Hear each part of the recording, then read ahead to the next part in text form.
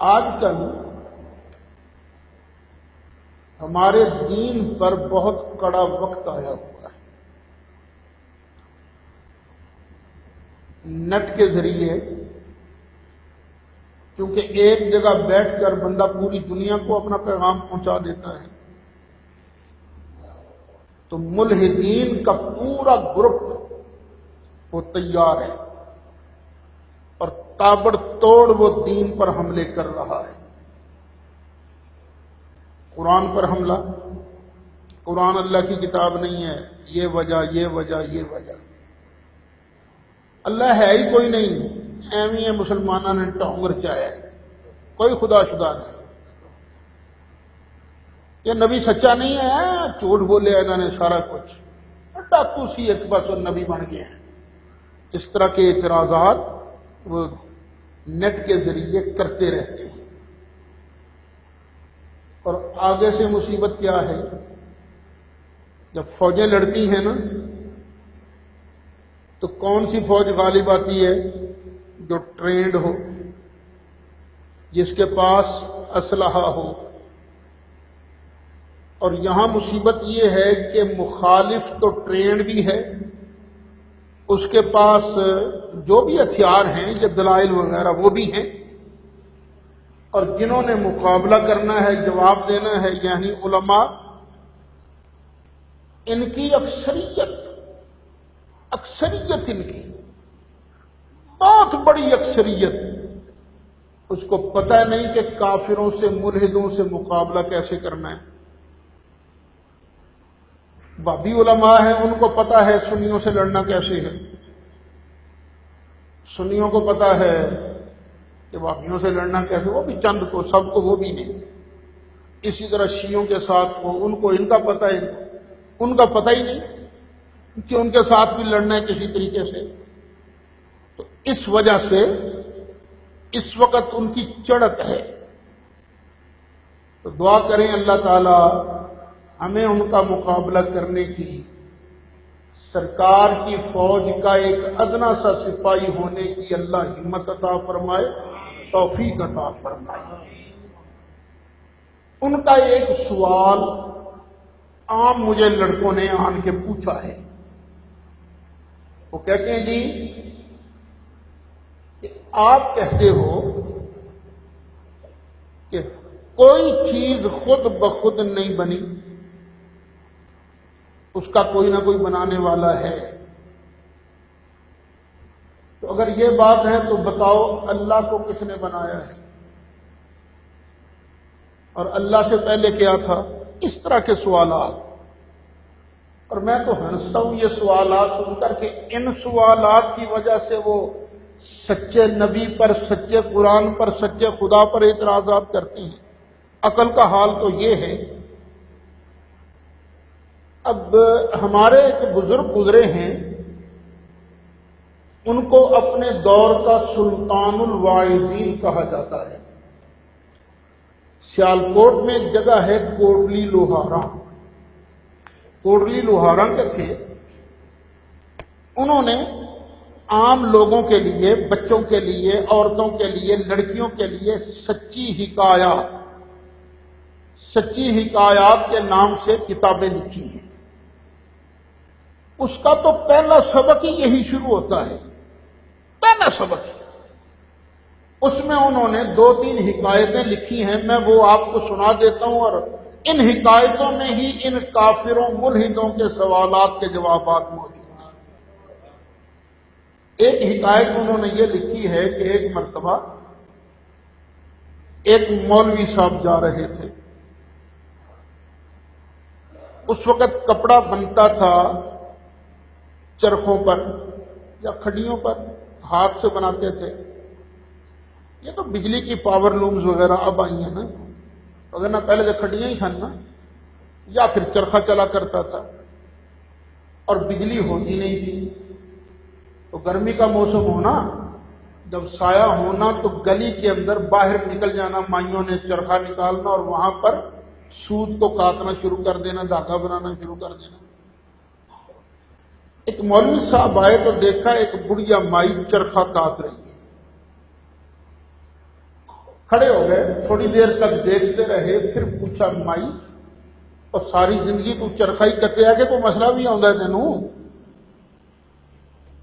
مائی نے کہا پوچھ بیٹا مولوی صاحب تو کیا پوچھنا چاہتا ہے؟ نعرہ تکبیر، نعرہ رسالت، نعرہ تحقیق، نعرہ حیدری، نعرہ غوثیہ۔ مولوی صاحب کہیں گے اماں یہ بتا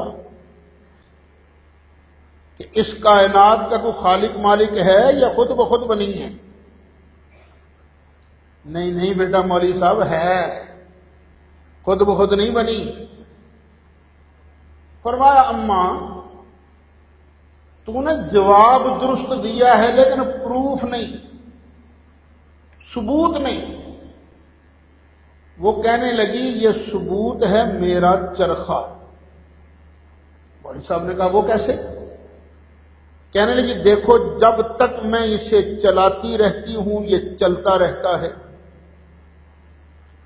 اور جب میں چھوڑ دیتی ہوں یہ رک جاتا ہے۔ یہ چھوٹا سا چرخہ بغیر چلانے والے کے نہیں چل سکتا، تو تیرا کیا خیال ہے جہان کا اتنا بڑا چرخہ بغیر چلانے والے کے چل سکتا ہے؟ وہ ہے، خدا ہے۔ اب مولوی صاحب نے کہا بہت اچھا، یہ تو ٹھیک ہے، جواب آ گیا، ثبوت بھی آ گیا، لیکن اب بتاؤ وہ جہان کا چرخہ چلانے والے کتنے ہیں؟ ایک ہے، دو ہیں، تین ہیں، کتنے ہیں؟ تو مائی کہنے لگی نہیں بیٹا، نہ تین نہ دو بلکہ صرف اور صرف ایک، بس ایک اللہ ہے۔ کہنے لگا اماں اس کا ثبوت؟ تو مائی نے کہا یہ ثبوت میرا چرخہ۔ کہا وہ کیسے؟ چل دیکھو اب میں چلاتی ہوں نا، مجھے پتا ہے اس کو تیز چلانا ہے کہ آہستہ چلانا ہے، جتنی ضرورت ہوتی ہے میں چلاتی رہتی ہوں، یہ چلتا رہتا ہے۔ لیکن اگر میرے ساتھ دوسری بھی ہو پھر دو ہی باتیں، یا تو وہ بھی میری سائڈ پر زور لگائے گی، جب وہ بھی زور لگائے گی میں بھی زور لگاؤں گی، تو نتیجہ کیا نکلے گا؟ سپیڈ ہو جائے گی تیز، اور دھاگا بنے گا تو نہیں، وہ تو ٹوٹتا رہے گا۔ یا یہ ہوگا کہ میں آگے کو زور لگاؤں گی، وہ پیچھے کو زور لگائے گی، جب مخالف سمت میں زور لگے گا تو چرخے نے چلنا کیا ہے، یہ تو تڑک کر کے ٹوٹ جائے گا نا۔ یہ چرخے کا صحیح سلامت چلتے رہنا اس بات کی دلیل ہے کہ یہ کائنات کا چرخہ چلانے والا نہ تین نہ دو بلکہ صرف اور صرف ایک اللہ وحدہ، اور اللہ نے اس کو خود بیان فرمایا ہے، لَوْ كَانَ فِيهِمَا آلِهَةٌ إِلَّا اللَّهُ لَفَسَدَتَا۔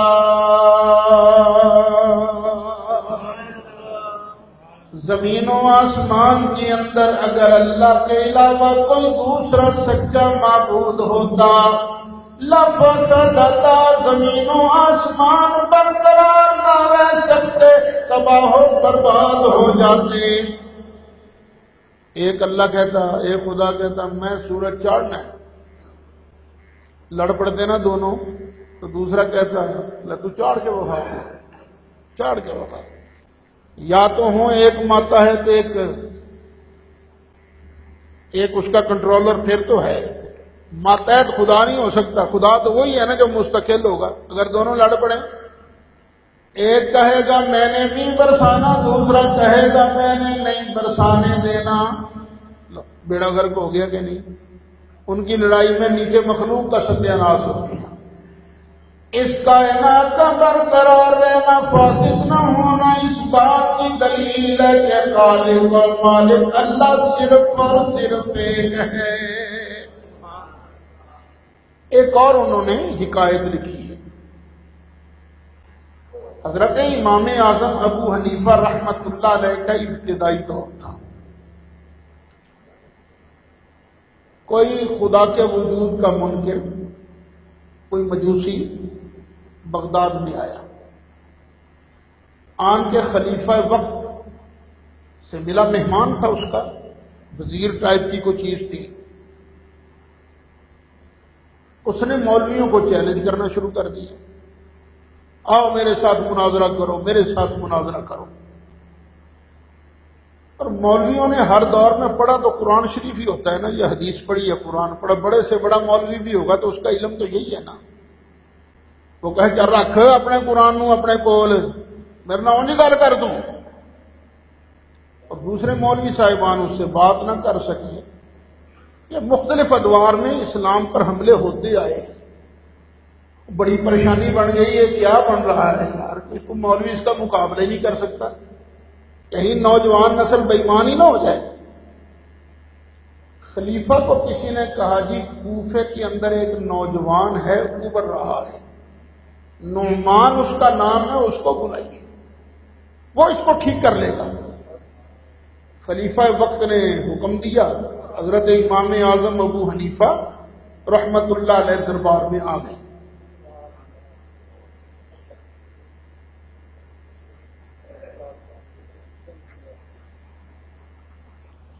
جب دربار میں آئے تشریف لائے، وہاں کی سچویشن یہ تھی کہ تخت بچھا ہوا تھا،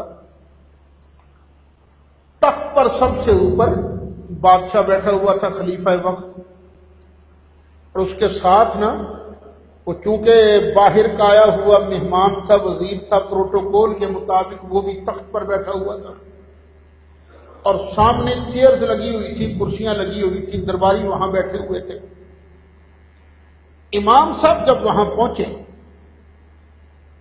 تو خلیفہ وقت نے بادشاہ نے کہا جناب تشریف رکھیں، تو آپ نے فرمایا جی ایک منٹ ٹھہر جاؤ۔ تخت کے سامنے، اس کے سامنے، وزیر کے سامنے آن کے کھڑے ہو گئے، فرمایا بات چیت شروع ہونے سے پہلے ایک بات کلیئر کر، آج تو نے سوال کرنے ہیں یا جواب بھی دینے ہیں؟ اور آپ جانتے ہیں سوال آسان ہے، جواب دینا مشکل ہے۔ اس نے کہا نہیں کاکا، سوال میں نے کرنے ہیں، جواب تو نے دینے ہیں۔ فرمایا اس کا مطلب ہے میں آج مفتی ہوں، تو آج سوالی ہے؟ کہنے کا بالکل۔ فرمایا شرم نہیں آتی مفتی نیچے کھڑا ہو، سوالی اوپر بیٹھا ہو؟ چل نیچے آ۔ بادشاہ نے کہا جی اب آپ نے اپنا درجہ خود متعین کیا، چلیے نیچے۔ اب امام صاحب اوپر اور وہ نیچے آ گئے ہیں۔ آپ سوچئے جب وہ کیفیت یہ تھی کہ کوئی جواب نہیں دے رہا، اس کے مقابلے پر کوئی ٹک نہیں رہا، امام صاحب نے آتے ہی ایسی پٹھانی دی، کایا پلٹ گئی۔ لوگ کہنے لگے جی بالکل ٹھیک ہے جناب، بالکل ٹھیک ہے، بالکل ٹھیک ہے، یہ کاکا کچھ کرے گا۔ اب امام صاحب نے فرمایا ہاں بتا تیرا پہلا سوال کیا ہے؟ کہنے لگا بتائیے اللہ سے پہلے کیا تھا؟ فرمایا تجھے گنتی آتی ہے؟ کہنے لگا ہاں آتی ہے۔ فرمایا گن۔ اس نے گنتی شروع کی، 1 2 3 4۔ ٹھہر جا، 1 سے پہلے کیا ہے؟ کہیں گے 1 سے پہلے تو کچھ نہیں۔ 1 2 3 پڑھنے والوں بتاؤ 1 سے پہلے کیا ہے؟ 1 سے پہلے کچھ نہیں۔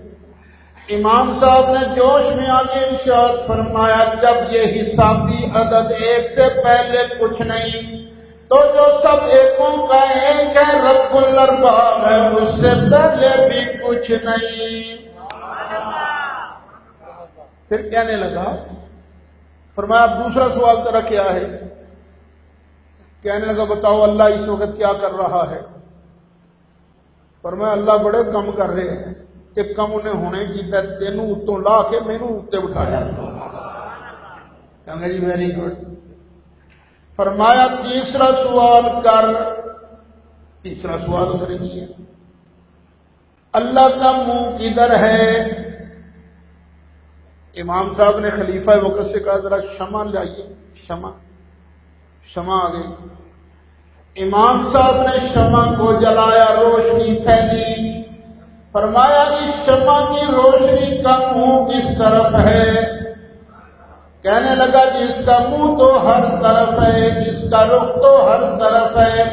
امام صاحب نے ارشاد فرمایا یہ دنیاوی نور ہے، اس کا رخ ہر طرف ہے، اس کا منہ ہر طرف ہے، تو جو سارے نوروں کا نور ہے، نور الانوار ہے، منبع انوار ہے، مخزن انوار ہے، اس کی ذات کی جہت، اس کی ذات کی تجلیاں بھی ہر طرف ہیں۔ اللہ یا رسول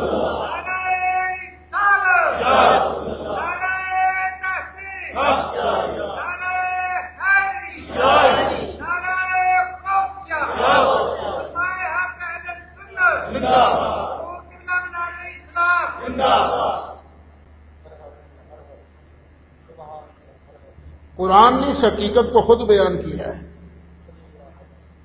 اینما تولوا فثم وجہ اللہ، جدھر بھی تم رخ کرو گے ادھر ہی اللہ کا جلوہ موجود ہے۔ تو یوں امام صاحب کو اللہ تعالیٰ نے، امام صاحب کے ذریعے اللہ نے اسلام کو غلبہ عطا فرمایا۔ بغداد میں ایک مرتبہ آپ تشریف فرما تھے، ایک اور ملحد آ گیا، بڑا اس نے آن کے شور مچایا، میرے ساتھ مناظرہ کرو، میرے ساتھ مناظرہ کرو۔ کوئی ہے مولوی جو ثابت کرے کہ اللہ ہے؟ کوئی اللہ شلہ نہیں ہے، اٹ از نیچر، یہ سب ہے خود بنا ہے۔ اسی طرح ہوا، مولوی آئے کہ قرآن میں آیا ہے قل هو اللہ احد، کہیں چھوڑ قرآن کو، میں نقلی بات کر، عقل کے ذریعے بات کر۔ اور مولوی صاحبان بیچارے ٹھوس، اخیر کسی نے آن کے امام صاحب سے کہا جو ساری دنیا کا بیڑا غرق ہو جائے گا تاں تسی اٹھو گے؟ فرمایا چلو ہم اس سے بات کر لیتے ہیں۔ ٹائم طے ہو گیا، دن مقرر ہو گیا، مثلا منگل کا دن ہے، 9 بجے کا ٹائم ہے، جگہ مقرر ہو گئی، امام صاحب کا مناظرہ اس دہریے کے ساتھ، پورا بغداد امٹ کے آگے، اور وہ سٹیج لگا کے بیٹھے، پڑھ کے مارا، لاؤ کہاں ہے تمہارا امام، میں تمہارے امام کی ایسی تحقیق کروں گا آج۔ 8:45 ہو گئے، امام صاحب کوئی نہیں، 9 بج گئے، امام صاحب کوئی نہیں، مسلمان پریشان، امام صاحب نہیں آئے، امام صاحب نہیں آئے، 9:15 بج گئے، 9:30، 9:45، 10، وہ بڑھ کے مارے، مسلمانوں کا رنگ اڑتا جا رہا ہے، کیا بنے گا، آئے کیا بنے گا؟ پتہ کیا گھر سے جہاں ٹھہرے ہوئے تھے امام صاحب غائب، امام صاحب ہے ہی نہیں، اور مسلمانوں کا دل، کئیوں کے دل مشبوب ہو گئے، پتہ نہیں سی سچے بھی یہاں کے نہیں۔ وہ کہنے لگا آپ میری جیت کا اعلان کرو، تمہارے امام کے اندر مجھ سے مقابلے کی جرت ہی نہیں، اس لیے آیا ہی نہیں، جیت کا اعلان کرو۔ سالس بھی کیا کرتا، اعلان کرنے ہی لگا تھا کہ اچانک امام صاحب سامنے کہا نہیں میں آ گیا یار، ٹھہر جاؤ ذرا، آ گیا۔ وہ چڑھ گیا، کہنے لگا نعمان تیرے باپ کا نوکر ہوں میں، تو نے ٹائم دیا تھا ٹائم پر آیا کیوں نہیں؟ امام صاحب نے بڑا معصومانہ منہ بنا کر کہا کہ اصل میں ایک نظارہ دیکھتا رہا، پتہ نہیں تو مانے کہ نہ مانے، پتہ نہیں تو سمجھے کہ نہ سمجھے، میں بس نہ ایک نظارہ دیکھنے میں گم ہو گیا۔ یہ دیکھا تو؟ پر میں اصل میں دریا کے کنارے کھڑا تھا، میں نے دیکھا ایک درخت نے خود بخود ہلنا شروع کر دیا، میں حیران یہ خود بخود کیسے ہل رہا ہے؟ پھر خود بخود وہ نیچے گر گیا، جب نیچے گرا نا تو خود بخود ایک آرا آیا، خود بخود اس آرے نے درخت کو چیرنا شروع کر دیا۔ میں حیران، آرا چلانے والا کوئی نہیں، اور آرا چلتا جا رہا ہے۔ پھر میں نے دیکھا ردا آ گیا، وہ کئی ٹکڑے بن گئے لکڑی کے، پھر نہ وہ آپس کے اندر ٹکڑے جڑنے شروع ہو گئے، پتہ نہیں میخ بھی کہاں سے آ گیا، وہ خود ہی بخود ٹکڑے شروع ہو گئے، کشتی بن گئی، وہ کشتی خود بخود دریا میں اتر گئی، کشتی نے پار آنا جانا شروع کیا، کرایہ بھی خود ہی لیتی تھی۔ میں تو یہ سارا نظارہ دیکھ کر حیران کھڑا ہو گیا، اس لیے مجھے دیر ہو گئی۔ اگر میں تجھے یہ سناؤں پتہ نہیں تم مانے کہ نہ مانے۔ ابو حنسا اے مسلمانوں ایس پاگل نو تساں اپنا امام منیا ہے؟ یہ پاگل یہ کہتا ہے درخت تھا خود بخود ہلنے لگ گیا، خود بخود پر آرا چلنے لگ گیا، خود بخود رندا پھرنے لگ گیا، خود بخود کیل جو خود بخود کشتی بن گئی، اور خود بخود کچھ نہیں ہوتا۔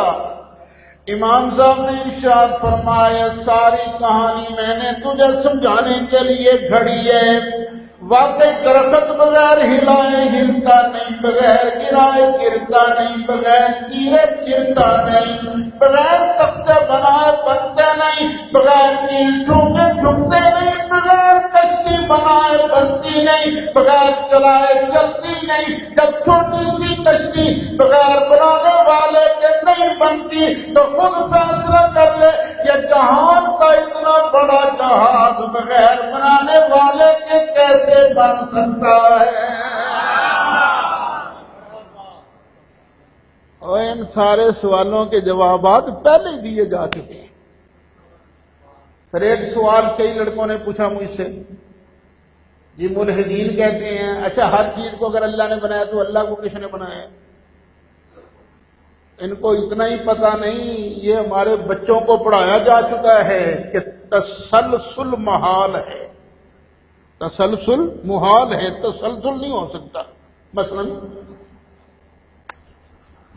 آپ میں سے ہر کسی کا ابا ہے، میرا بھی ابا ہے، آپ کا بھی ابا ہے، اس کا بھی ابا ہے، پھر ہمارے دادے کا بھی ابا ہے، اس کا بھی ابا ہے، اس کا بھی ابا ہے، پھر اس کا بھی ابا ہے، اس کا بھی ابا ہے، اس کا بھی ابا ہے۔ اخیر بات کسی جگہ ختم ہوگی کہ نہیں ہوگی؟ ہیں؟ کس پر ختم ہوگی؟ پہلے انسان پر۔ ہم مسلمان اسے آدم کہتے ہیں۔ تم جو ملحد ہو تم جو چاہے کہو، لیکن یہ ماننا پڑے گا کہ پہلا انسان کوئی تھا۔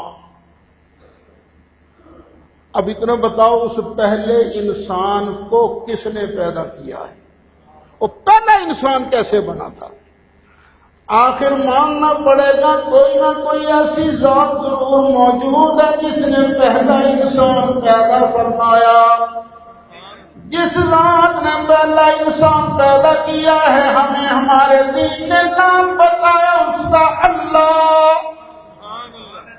اس کا نام ہے اللہ جو ساری کائنات کا خالق اور مالک ہے۔ اگر اللہ کا کوئی بنانے والا ہو تو پھر اللہ اللہ نہیں ہو سکتا، کیونکہ اللہ بننے والا نہیں ہوتا، وہ بنانے والا ہوتا ہے۔ اوپر تسلسل محال ہے، نیچے ہو سکتا ہے، جمدے جاؤ بچے جمدے جاؤ جمدے وہ کو جمن لگ پڑ گئے وہ نیچے تسلسل ہو سکتا ہے، اوپر تسلسل محال ہے۔ ہاں جی انہیں سوال نہیں ہے اور ایک کوئی اس مسئلے پہ ہوگی تسلی؟ یہ کافی نوجوان جو ہیں جو نیٹ یوز کرتے ہیں وہ کافی پریشان ہیں اس مسئلے میں، تو اللہ تعالیٰ سب کو سکون نصیب فرمائے۔ تو کوئی نہیں، اگلے جمعے ایک اور سوال کا جواب دے دیا جی، تم بتاتے جانا بیٹے، انشاءاللہ جوابات آتے رہے۔ جاء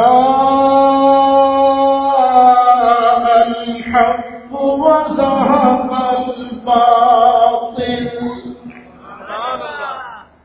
ان الباطل كان زهوقا۔